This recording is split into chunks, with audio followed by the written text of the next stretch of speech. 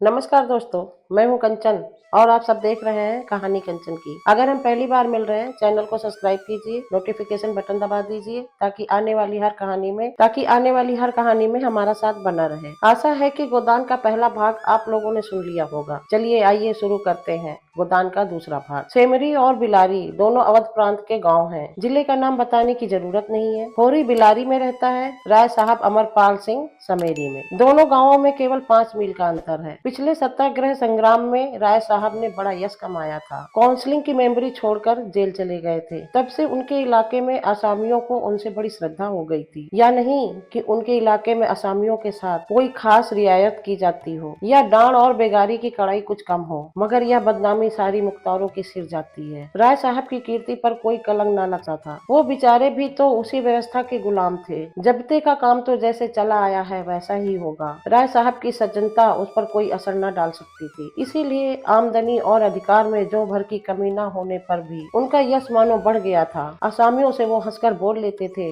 क्या यही कम था? सिंह का काम तो शिकार करना है। अगर वह गरजने और गुर्राने के बदले मीठी बोल बोल सकता तो उसे घर बैठे मनमाना शिकार न मिल जाता। शिकार की खोज में जंगल में न भटकना पड़ता। राय साहब राष्ट्रवादी होने पर भी हुक्काम से मेल जोल बनाए रखते थे। उनकी नजरें और डालियां और कर्मचारियों की दस्तूरी जैसी की तैसी चली आती थी। साहित्य और संगीत के प्रेमी थे, ड्रामा के शौकीन, अच्छे वक्ता थे, अच्छे लेखक, अच्छे निशानेबाज। उनकी पत्नी को मरे आज 10 साल हो चुके थे, मगर दूसरी शादी न की थी। हंस बोलकर अपना विदुर जीवन को बहलाते रहते थे। होरी डोहरी पर पहुंचा तो देखा जेठ के दशहरे के अवसर पर होने वाले धनुष यज्ञ की जोरों से तैयारियां चल रही थी। कहीं रंगमंच बन रहा था, कहीं मंडप, कहीं मेहमानों के अतिथि गृह, कहीं दुकानदारों के लिए दुकानें। धूप तेज हो रही थी पर राय साहब खुद काम में लगे हुए थे। अपने पिता की संपत्ति के साथ साथ उन्होंने राम भक्ति भी पाई थी और धनुष यज्ञ को नाटक का रूप देकर उसे शिष्ट मनोरंजन का साधन बना दिया था। इस अवसर पे उनके यार दोस्त, हकीम, हुक्काम सभी निमंत्रित होते थे और 2-3 दिन इलाके में बड़ी चहल पहल रहती थी। राय साहब का परिवार बहुत विशाल था। कोई 150 सरदार एक साथ भोजन करते थे। कई चच्चा थे, दर्जनों चचेरे भाई, 20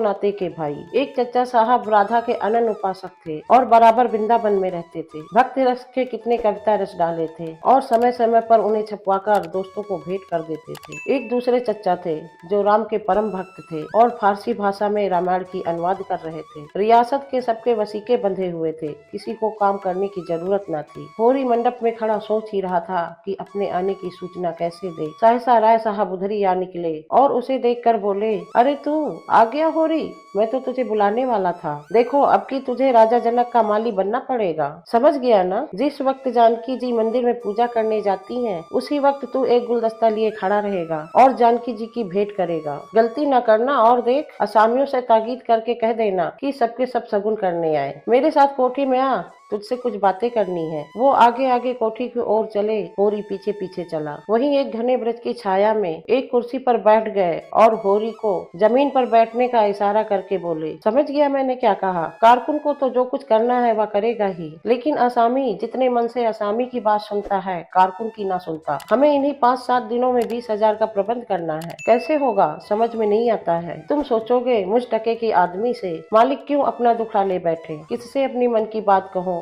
न जाने क्यों तुम्हारे ऊपर विश्वास होता है। इतना जानता हूँ कि तुम मन में मुझ पर हंसोगे नहीं, और हंसो भी तो तुम्हारी हंसी में बर्दाश्त कर सकूंगा। नहीं सह सकता उनकी हंसी जो अपने बराबर के हैं, क्योंकि उनकी हंसी में ईर्ष्या, व्यंग और जलन है। और वो क्यों न हंसेंगे, मैं भी तो उनकी दुर्दशा और विपत्ति और पतन पर हंसता हूँ। दिल खोल कर, तालियां बजाकर, संपत्ति और सहृदयता से बैर है। हम भी दान देते हैं, धर्म करते हैं, जानते हो क्यों? केवल अपने बराबर वालों को नीचा दिखाने। हमारा दान और धर्म कोरा अहंकार है, विशुद्ध अहंकार। हम में से किसी पर डिरगी हो जाए, कुर्की आ जाए, बकाया माल गुजारी की इल्लत में हवालात हो जाए, किसी का जवान बेटा मर जाए, किसी की विधवा निकल जाए, किसी के घर में आग लग जाए, कोई किसी वैश्या के हाथे लुट जाए, तो उसके और सभी भाई उस पर हंसेंगे, बंगले बजाएंगे, मानो सारे संसार की संपदा मिल गई है। और मिलेंगे तो इतने प्रेम से जैसे हमारे पसीने की जगह खून बहाने को तैयार है। अरे और तो और हमारे चचेरे, फुफेरे, ममेरे, मौसेरे, मेरे भाई भाई जो इसी रियासत के बदौलत मौज उड़ा रहे हैं, कविता कर रहे हैं और जुए खेल रहे हैं, शराबे पी रहे हैं और अय्याशी कर रहे हैं, वो भी मुझसे जलते हैं। और आज मर जाऊं तो घी के चिराग जलाए। मेरे दुख को दुख समझने वाला कोई नहीं,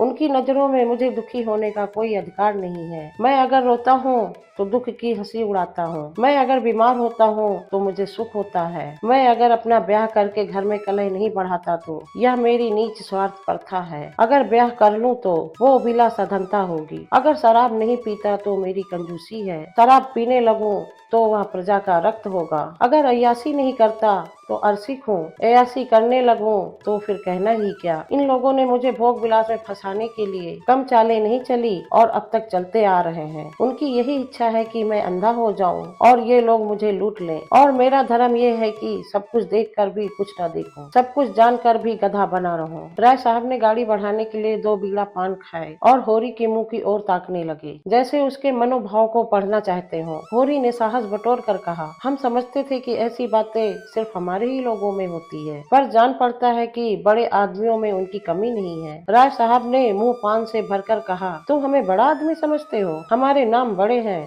पर दर्शन थोड़े। गरीबों में अगर ईर्ष्या और बैर हो तो स्वार्थ के लिए या पेट के लिए। ऐसी ईर्ष्या और बैर को मैं क्षम समझता हूँ। हमारे मुंह की रोटी कोई छीन ले तो उसके गले में उंगली डालकर निकालना हमारा धर्म हो जाता है, अगर हम छोड़ दे तो देवता है। बड़े आदमियों की ईर्ष्या और बैर केवल आनंद के लिए है। हम इतने बड़े आदमी हो गए हैं कि हमें नीचता और कुटिलता में ही निस्वार्थ और परम आनंद मिलता है। हम देवतापन के उस दर्जे पर पहुंच गए हैं जब हमें दूसरों के रोने पर हंसी आती है। इसे तुम छोटी साधना मत समझो, जब इतना बड़ा कुटुंब है तो कोई न कोई तो हमेशा बीमार रहेगा ही, और बड़े आदमियों के रोग भी बड़े होते हैं। वह बड़ा आदमी है क्या जिसे रोग कोई छोटा हो। मामूली ज्वार भी आ जाए तो हमें सरसाम की दवा दी जाती है, मामूली फुंसी भी निकल आए तो वह जहरवाद बन जाती है। अब छोटे सज्जन, मंझले सज्जन और बड़े सज्जन तार से बुलाए जा रहे हैं। मसीह हुल्क मुल्क को लाने के लिए दिल्ली आदमी भेजे जा रहे हैं, भिस्गाचार को लाने के लिए कलकत्ता। उधर देवाला में दुर्गा पाठ हो रहा है और ज्योतिषाचार कुंडली का विचार कर रहे हैं और तंत्र के आचार अपने अनुष्ठान में लगे हुए हैं। राजा साहब को यमराज के मुंह से निकालने के लिए दौड़ लगी हुई है। वैद्य और डॉक्टर इस ताक में रहते हैं कि कब सिर में दर्द हो,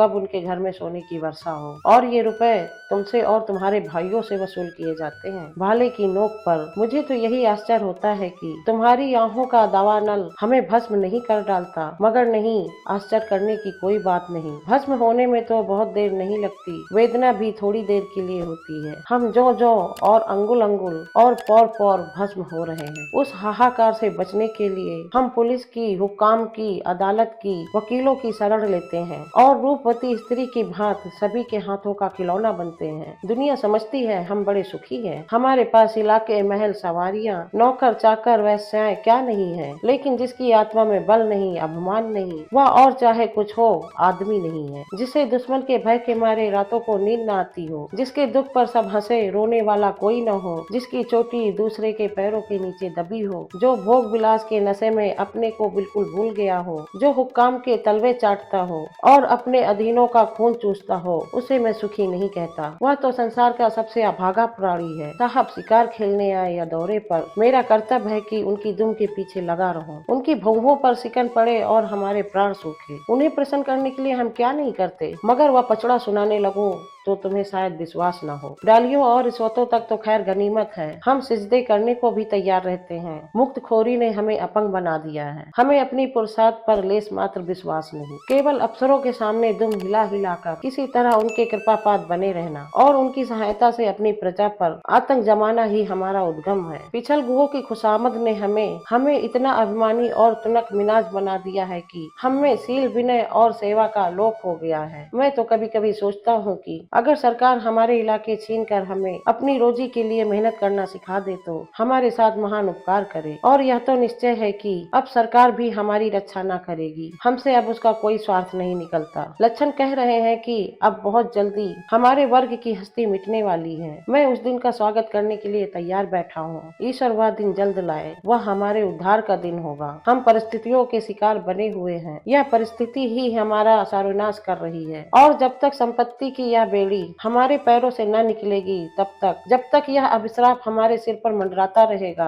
हम मानवता का वह पद न पा सकेंगे जिस पर पहुंचना ही जीवन का अंतिम लक्ष्य है। राय साहब ने फिर गिलोरी दान निकाला और कई गिलोरियां निकाल कर मुंह में भर ली। कुछ और कहने वाले थे कि एक चपरासी ने आकर कहा, सरकार, बेगारों ने काम करने से इनकार कर दिया। कहते हैं जब तक हमको खाने को न मिलेगा हम काम न करेंगे। हमने धमकाया तो सब काम छोड़कर अलग हो गए। राय साहब के माथे पर बल पड़ गए। आंखें निकाल कर बोले, चलो मैं इन दुष्टों को ठीक करता हूँ। जब कभी खाने को नहीं दिया तो आज ये नई बात क्यों? एक आने रोज के हिसाब से मजदूरी मिलेगी जो हमेशा मिलती रही है और इस मजदूरी पर उन्हें काम करना पड़ेगा, सीधे करें या टेढ़े। फिर होरी की ओर देखकर बोले, तुम अब जाओ होरी, अपनी तैयारी करो। जो बात मैंने कही है उसका ख्याल रखना। तुम्हारे गांव से कम 500 की आशा है। राय साहब झल्लाते हुए चले गए। होरी ने मन में सोचा, अभी ये कैसी कैसी नीति और धर्म की बातें कर रहे थे और एकाएक इतने गर्म हो गए। सूर्य सिर पर आ गया था। उसके तेज से अभिभूत होकर वृक्षों ने अपना प्रसार समेट लिया था। आकाश पर मिटियाला गर्द छाया हुआ था और सामने की पृथ्वी कांपती हुई जान पड़ी। होरी ने अपना डंडा उठाया और घर चला। शगुन के रुपए कहाँ से आए, यही चिंता उसके ऊपर सवार थी। दोस्तों, दूसरा भाग यहीं पे समाप्त होता है। मैं बहुत जल्द आऊंगी तीसरा भाग लेके। तब तक चैनल पर बने रहें। धन्यवाद।